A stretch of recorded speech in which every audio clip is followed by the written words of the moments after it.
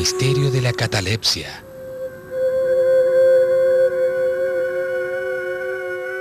Desde la literatura, quizás uno de los escritores que más trató el tema de la catalepsia y de las historias de personas que despertaron en sus sepulcros sea Edgar Allan Poe. En uno de sus cuentos llamado El entierro prematuro, dice directamente que ser enterrado vivo es, sin ningún género de duda, el más terrorífico extremo que jamás haya caído en suerte a un simple mortal.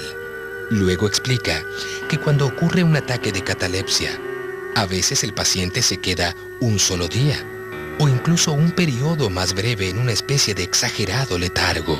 Está inconsciente y externamente inmóvil, pero las pulsaciones del corazón aún se perciben débilmente.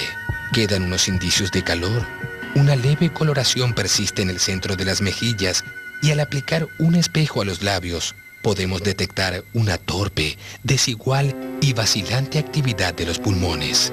Pero dice también que otras veces el trance dura semanas, incluso meses, mientras el examen más minucioso y las pruebas médicas más rigurosas no logran establecer ninguna diferencia material entre el estado de la víctima y lo que concebimos como muerte absoluta.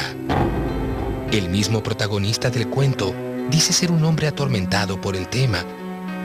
Luego, inventa un artilugio casi de humor negro, un ataúd con un piolín conectado a una campanita que el falso difunto puede hacer sonar en caso de necesidad.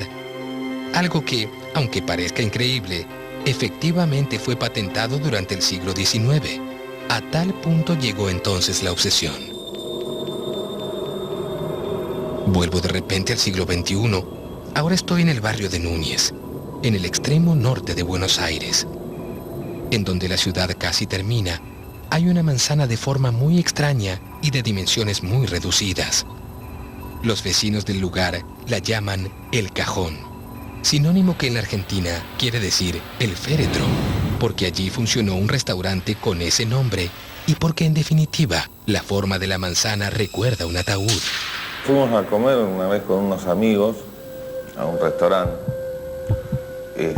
A mí me había llamado la atención el formato del restaurante. Entonces ahí uno de ellos me contó una historia que sabía, que según él le habían contado, que era que el dueño de ese lugar sufría como una especie de enfermedad que de repente era como que se moría, tipo parecía que como que estuviera muerto. Viajaba al interior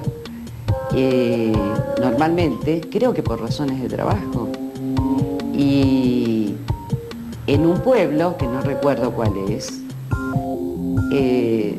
creen que en realidad se muere. Como no, él estaba solo y no tenían datos de él ni nada, bueno, creyeron que había muerto y decidieron enterrarlo en el cementerio del lugar. Y lo entierran. Y el hijo, obviamente, desesperado, lo busca.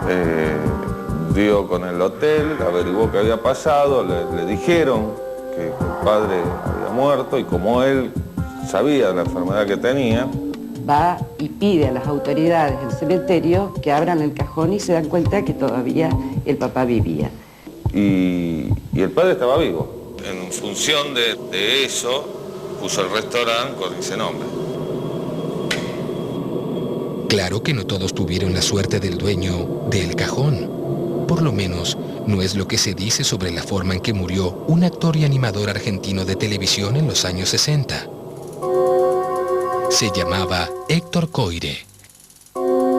Héctor Coire en su momento era un chico muy joven, cuando yo lo conocí. Yo era chico, digamos, yo era niño. Y él era un señor joven, digamos, estaban sobre los 30 años o no los había cumplido todavía.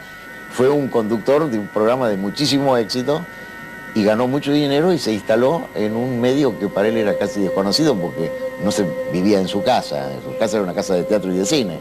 Y yo lo traté mucho, pero no por la televisión, es decir, yo lo traté porque yo era crítico de espectáculos, estaba en el diario Clarín, y después el hijo de Héctor Coire, Leonardo Coire, entró a Clarín siendo muy joven y yo fui jefe de él. Fue dado por muerto y sepultado. Después de su funeral, comenzó a circular en forma insistente el rumor de que había sufrido un ataque de catalepsia. Se cuenta el tema de Héctor Coire, que dicen que cuando fueron a abrir el ataúd lo encontraron todo rayada la parte de la metálica y el cuerpo dado vuelta. Ahora, si es verdad o es mentira.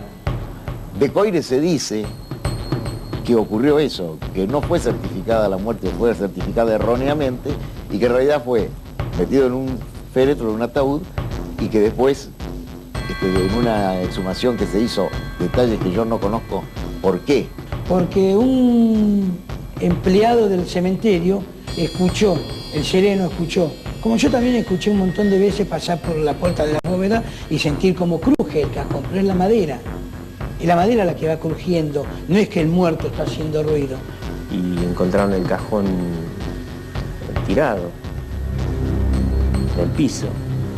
Entonces este hombre pasa por la puerta de la bóveda y escucha ruido y lo comenta. Entonces después, no sé si de 48 o 72 horas fueron, abrieron el ataúd. Destaparon y encontraron en sus uñas maderas, en la desesperación de salir de dentro del cajón. Y se lo encontró con las manos crispadas, tratando de salir del cajón con los ojos fuera de las órbitas.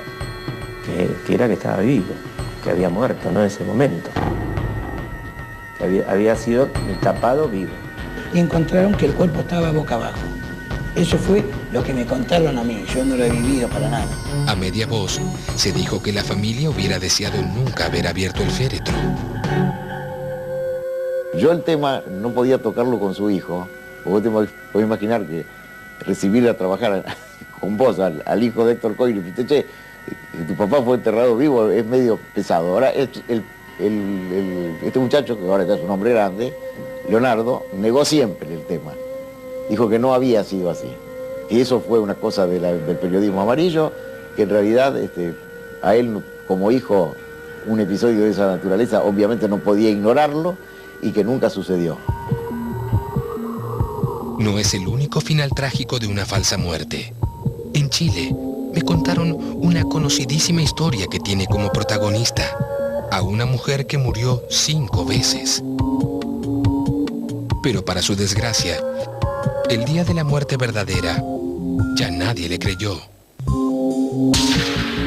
Parece no haber cementerio sin una buena cuota de muertos vivos, o debería decir, vivos mal enterrados.